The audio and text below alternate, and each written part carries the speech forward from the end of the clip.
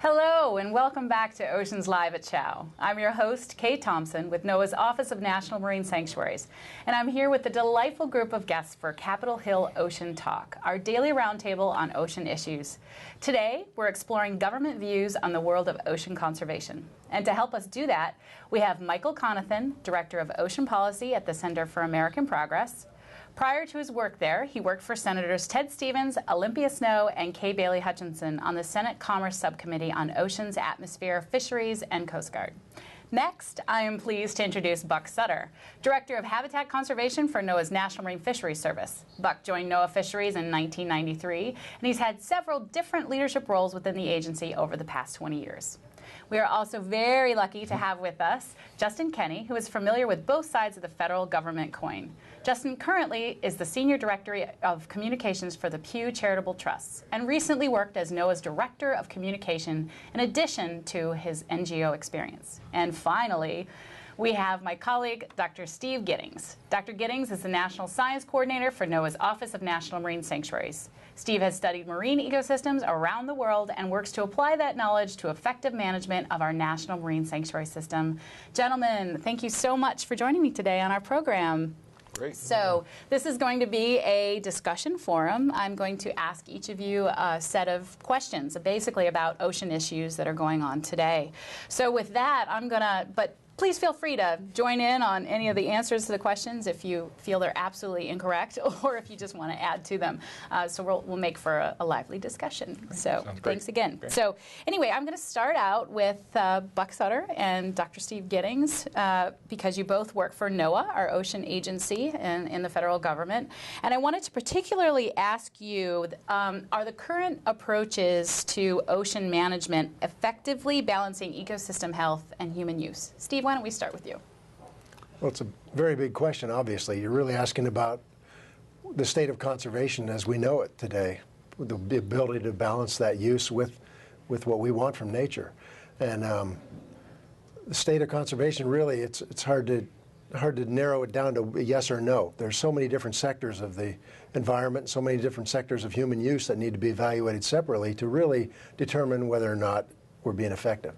So if you look at things like marine fisheries right now in the U.S. There are a lot of success stories to be told that a lot of people would say we're having some good successes with fisheries. A lot of people would say there are a lot better coastal planning processes going on than there used to be. So we have some successes to talk about there. In the marine sanctuaries, we just finished a report that looked across a lot of use sectors by humans and found that, vessel routing, for example, is being successfully managed in a way now to reduce risks to animals that ships otherwise in the past have been hitting. So we have a lot of things to talk about there. But there are huge areas in the ocean where we can't claim success yet. Marine debris being one of the big ones. That's one of the ones we found to be of concern to almost every marine sanctuary. Plastics in the ocean, marine debris on lost fishing nets, ghost nets, and so forth in the water, all leading to some significant problems for resources in the ocean. So it really depends on what sector you're talking about. As to what your answer is with regard to whether we're really effectively balancing human use and conservation. So Steve, you had mentioned that report. Doesn't that looks at sanctuaries across the board on how they're doing in ocean management and ocean health? Yeah, well, each of the marine sanctuaries over the past 6 or 7 years has generated a condition report that talks about the pressures, the state of the resources, and the ways we've responded to those pressures. So it's a pressure state response model is what we call it. Each sanctuary has generated their own condition report, and then we just completed yesterday the national condition report, which synthesizes all that information and says something about regional and national perspectives with regard to each of these pressures and threats on the ocean. Right. So, Buck, coming from that, Steve had mentioned fisheries. Is the way in which we manage currently, does it need to change at all, or do you think we're doing it effectively? Well, I think Steve hit the nail right on the head. I think that in some areas that we've done a really great job over the last, really since about 2006 with the reauthorization of the Magnuson-Stevens Fisheries Conservation Act, where they put in some real targets, hard targets, that really changed the accountability levels that we're shooting towards certain levels of catch. We're really seeing a real change in some of the species. And I would say, yes, there are some real big successes on, and I think the U.S. is really a leader in really turning the corner on managing fisheries. That said, there are some real key species, though, cod, for instance, that they've really, we've looked at prohibiting catch for some period of time, but yet the catch has not responded, the species haven't responded. So obviously there's a lot more going on than what just in terms of how much we let people catch or how much the season changed. So there are a lot of things that are going on. I think it's a key thing to look at, and that is in looking at managing our resources, whether it's fisheries or recovering protected resources like whales and such. We have to do that as a community, and not just from NOAA perspective, but local communities. The states are a very critical component of that because a lot of the fisheries we manage depend on the estuaries that are in state waters. And so NOAA works very closely with the state partnerships, also works very closely with other federal agencies as well, really looking on a broader scale of what we have in the past. And I think that looking at a landscape or watershed scale and looking really at the water quality, how people are using the environment, the green infrastructure and gray infrastructure, some of the lessons we've learned from Hurricane Sandy as a good example, show that the environment in totality has a huge amount to do other than just looking at controlling the number of fish that we catch. And I think that habitat in particular is a key function of that in the health of the ecosystem. And unfortunately, in many areas of the country, we are still losing habitat at an incredible rate from a variety of standpoints. Okay, well, and talking about reports and state of things, Justin, thank you so much for being here. 10 years ago today, I believe that the Pew Ocean Commission released their report. So can you tell us, from that day to now, have things changed? Have we changed the way we manage, or are we kind of still stuck in the same place? So it was, thanks Kate, it was 10 years ago today, just up the street, we released a report, and I was working on the staff of the Pew Oceans Commission, the independent commission at the time. And of course, a year later, the U.S. Commission issued its report. And together, collectively, those commissions really had a lot of similar recommendations. And I think both the Pew and the U.S. Commission reports did do a lot to change things. A lot of work still to be done for sure. In thinking about this, there were 3 examples that I see where we've seen improvements come out of the reports. The first, as Buck and Steve already mentioned, was setting science-based catch limits. So separating the conservation and the allocation decisions. And in the most recent status of the stocks report that NOAA just put out, we now have, for the first time, science-based catch limits in place for all 537 stocks that we manage federally. And the number of those that are currently overfished is at the lowest level that we've ever seen. So that's an important change in the way we manage fisheries, and a necessary one, both from the reauthorization in 2006 to now. That was major. A second one was when we did, the Pew Commission also recommended a network of fully protected marine reserves. And we saw in the Bush administration, I got to run this down to see if it's true, but I think President Bush has probably protected more area of the planet than any person that's ever lived on the planet. In establishing first the monument off of Hawaii, the Papahanaumokuakea Monument, and then in the Marianas. And that has led to other large, fully protected marine reserves around the world that we're looking at. That's a significant change from 10 years ago. And then the third example I'd point to is, of course, the National Ocean Policy. And that was a key recommendation from the Pew Ocean Commission and the U.S. Commission. And in the Obama administration, we now have a national ocean policy that says healthy oceans matter, and puts the protection of the oceans first. And that's key. It's a key first step. We've got to do a lot more to implement the aspirations of that policy. But those are significant. But 10 years ago, we were really not, while we discussed climate change, it wasn't a major focus of the report. That's a whole different world now than it was 10 years ago. I think in terms of what we can see doing next, I think moving fisheries management from focusing on catch limits, getting that all in order, and now looking at the entire ecosystem as we manage fisheries. That's the next step, I think, as far as we're concerned in terms of where fisheries management goes.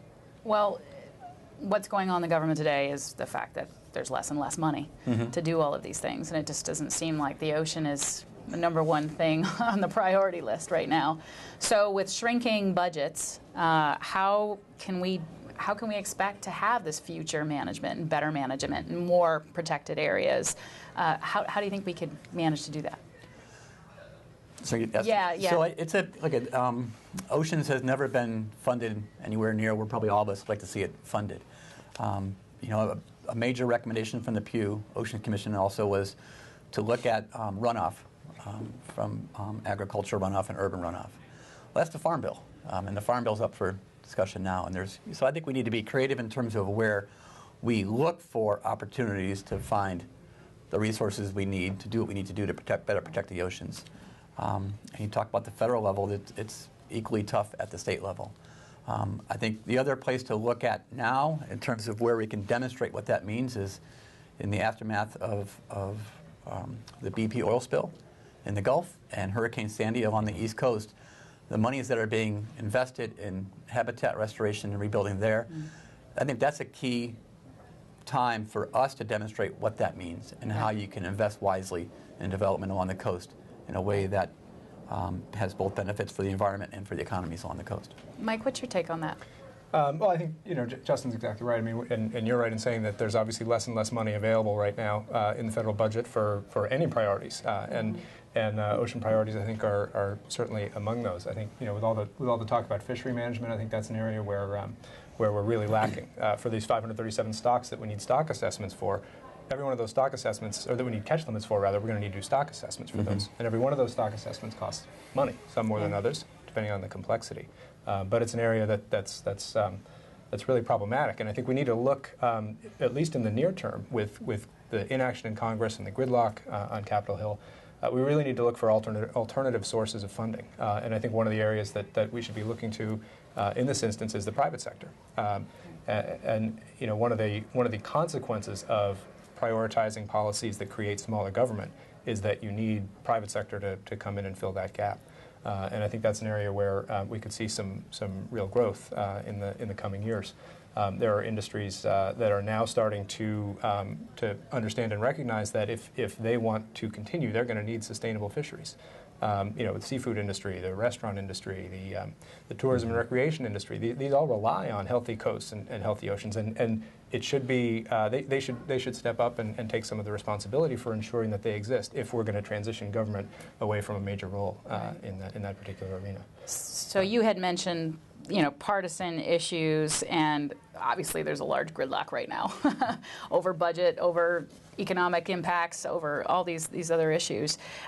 Is that something that is affecting ocean management? And can the oceans provide a common ground, maybe, with the two parties? Yeah, I think it's both. I mean, there's no question it's affecting everything that we're doing in this country, and as a result, the partisan tone that's been created on the Hill is grinding everything to a halt, and of course that's going to include the ocean issues as well. My former boss, Olympia Snow, retired from Congress at the end of last year, and she's been working very hard to promote sort of bipartisanship and to try to find ways to break through this gridlock. And I think that work is going to be really critical to not just oceans, but to the future of our political system in general. But she was a great ocean champion when she was on the Hill, and from the Republican side of the aisle. And frankly, a lot of the ocean champions in years past came from the Republican side of the aisle.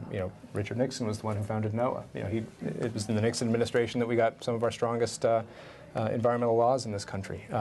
So I think there is a stronger role for both parties to play. Frankly, we need to transition away from an environment in which the minority leader in the Senate is suggesting that his #1 priority is to not get the president reelected. Well, that doesn't help Americans. That doesn't help our country move forward on anything. But and oceans are always going to be a part of that. Right. It seems like oceans don't need to be the place where there's a barrier built. And every one of us already talked about private sector, local solutions, federal solutions. We need to talk about international solutions for absurd fishing practices that go on in certain places around the world. The solutions happen at all different scales and all different federal and state and international levels. They also involve industry. We don't need to just talk about money from industry to help these solutions, but partnerships and job opportunities and so forth for people in ocean businesses as some businesses go down, they need new job opportunities.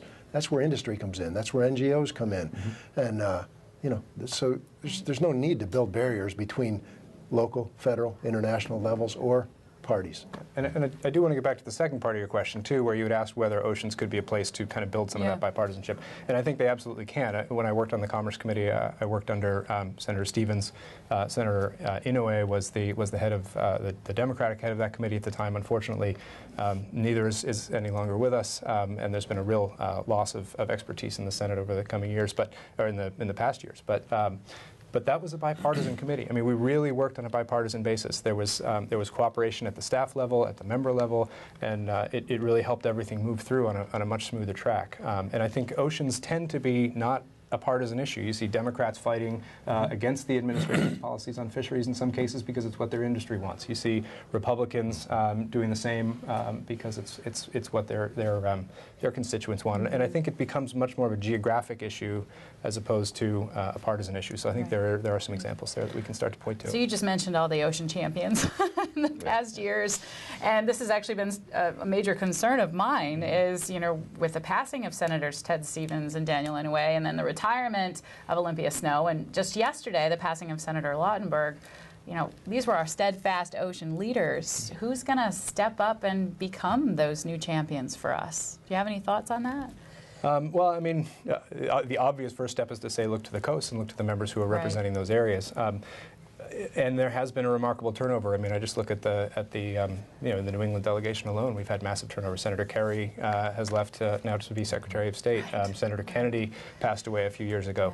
You look to the Gulf. We had members down there like Trent Lott. And so it's not just the recent years. It's really over the last decade or so that we've lost a massive amount of leadership and perhaps more importantly tenure and understanding on the issue. So we have a lot of work to do to find those new champions. And we can look to both of the new senators, I think, from Hawaii have expressed a great interest in ocean issues and stepping to fill those shoes. I think Senator Begich from Alaska, who is now the chair of the Ocean Subcommittee in the Senate, is someone who we can look to as well. He's got a tough re-election fight coming up, but hopefully he'll be around for a while. So I think there are ample. And in the House, of course, we've got members like Sam Farr and Lois Capps from California and some other folks to step up there. So I'm sorry. No, I was going to say that I think just to, I think there's also responsibility on the part of the agencies to change their business model, and I think that we've gone a long way in doing that. And some, when resources are lean, your opportunities, you have to look at different ways of doing business. And I think we've really taken that challenge on, and realizing that with less money, you just can't do more with less. I mean, all you can do is be smart with what you have. And I think looking at more place-based opportunities and where we can really leverage partnerships, I think is an absolute key to making sure we use what money we do have in the most wise fashion possible. It's not a time to hide your head in the sand, I think. Absolutely. Poverty can breed partnerships. Right. We all know that from all being poor over the years in various ways.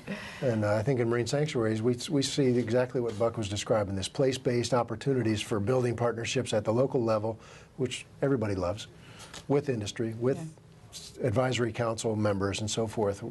Opens up many opportunities for partnerships on science, on enforcement, on management, on everything. So I hear sequestration, I immediately think of the ocean when I hear the sequestration. Maybe we need to do a better job telling what the damage is to the ocean management and such out of the sequestration work collectively, in terms of ships that are no longer in the water, all that kind of work. But I think on the champion side too, again, look to governors, look to mayors on champions. I think look at what's the relationship between Governor Christie and President Obama in the aftermath of Hurricane Sandy. While that's not directly on our issues, in a way it is about our issues. And I think we could find champions, definitely need to build that next generation of champions here in D.C., but also out in the state houses. So you've all mentioned communities in this discussion. So what role, Steve mentioned some, but what are some further roles that local communities can take to and play in helping their ocean resources? Let's go with Buck. Sure. Well, I think one of the things that we have to realize is that when you look out on the ocean, it's very big. And sometimes it can be almost overwhelming to say, the problem is so big, what can we really do about it? And then we just kind of pass it off. But things really start locally. I mean, I know there's a kind of a glib old saying, right?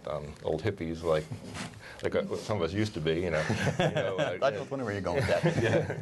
And, we have to think globally but act locally. And I think there's it sounds kind of funny, but I do think it's a really important thing to realize that places like in Mobile, Alabama, some of the things that have been working with a partnership with NGOs and with the state and with the federal partners on rebuilding oyster reefs, and it just seems this was one bag at a time. But if we look at on a broader scale of time what that does, some of these living shorelines that we've been doing and looking at what's happened in some of where the Hurricane Sandy had less impact. You look at where some of the green infrastructure that was there.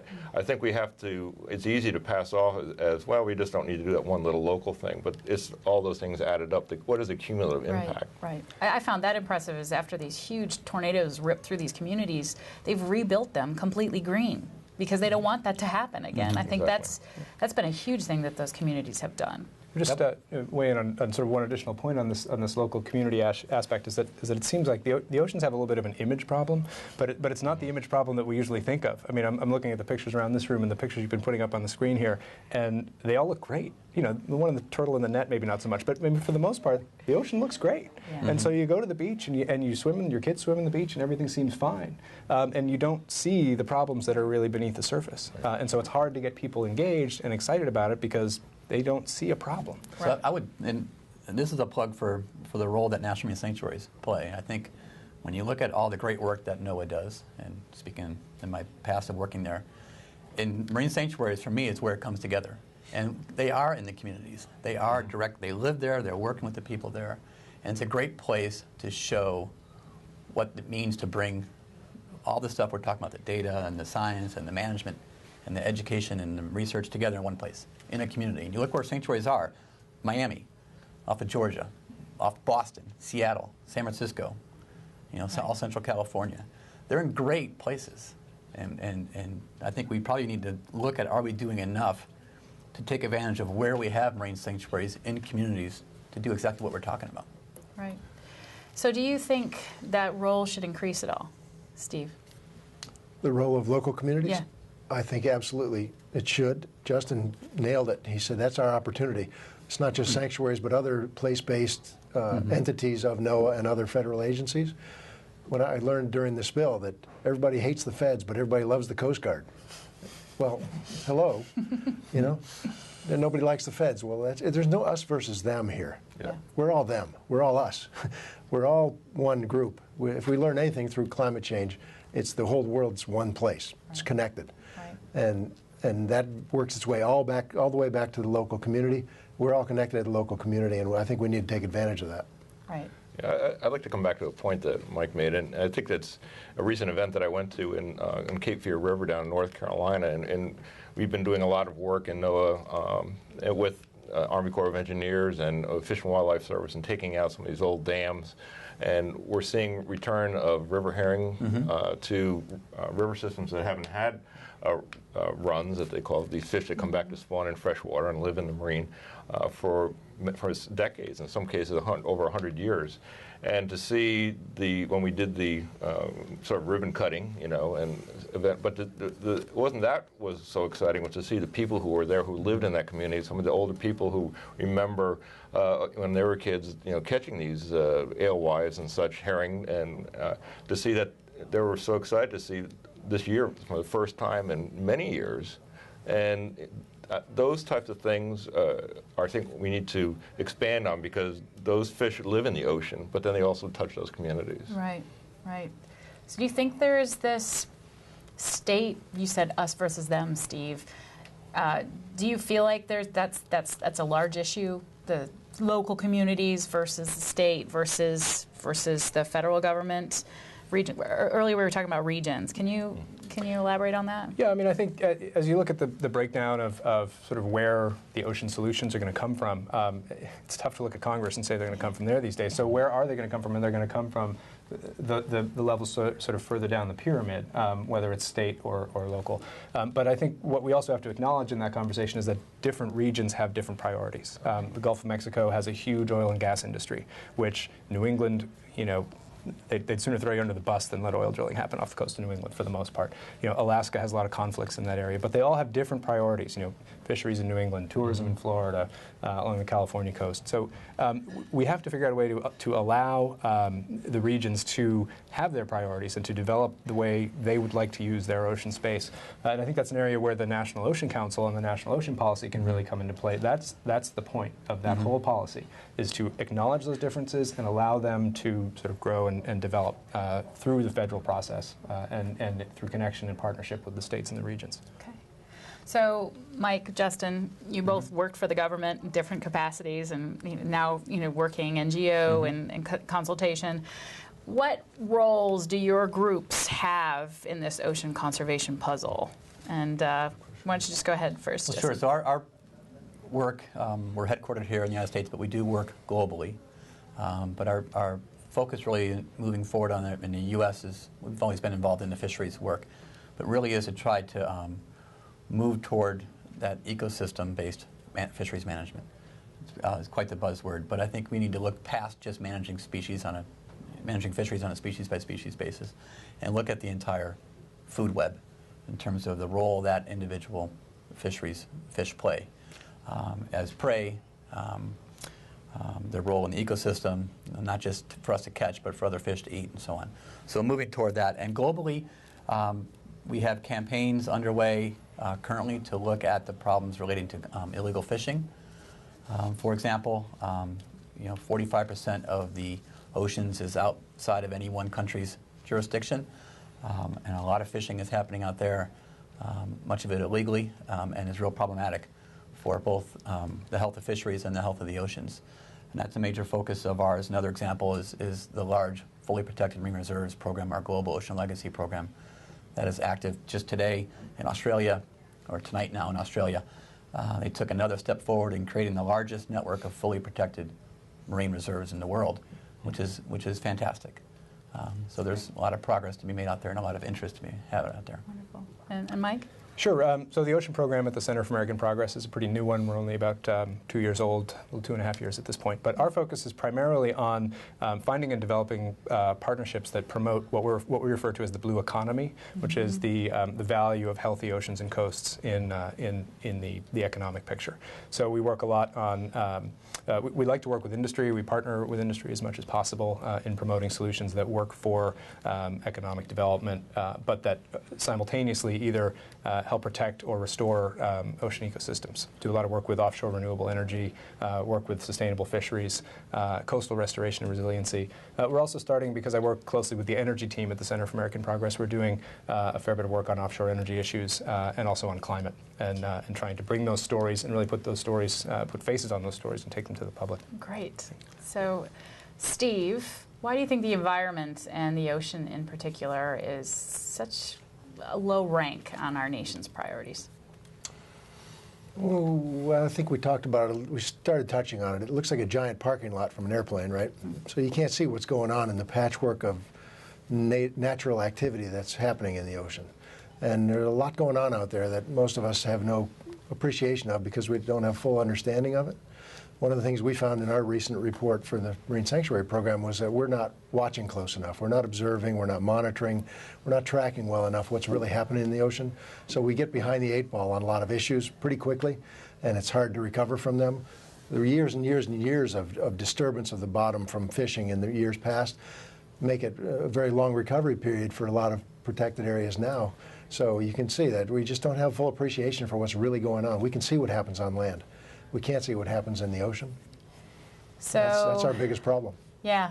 Well, for all of you, to wrap up this wonderful discussion, do you think it's a problem of awareness, or do you think it's a problem of motivation for people to, or is it just out of sight, out of mind, and people just don't care? In my head, awareness, everybody's aware of a lot of ocean issues, even up to climate change and acidification and all that. Everybody's heard of them and aware of them. I think it's time to, it's a do something. A lack of doing something here that we're running into. Well, I think you look at 10 years ago, to today, I think there has been a tremendous increase in awareness about the problems related to the oceans. I think that was part of our challenge 10 years ago, was to just get people, even within the environment community, to pay attention to that.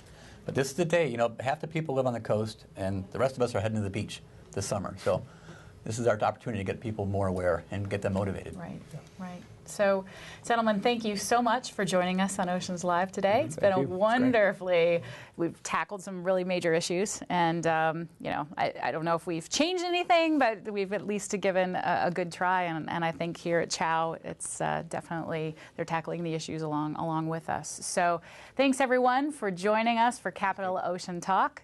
Thanks so much. And stay tuned for the next panels and our special segment from my guest host, Matt Dozier, who will be capturing reactions from CHOW attendees after the sessions. Thanks again. All right, thank you.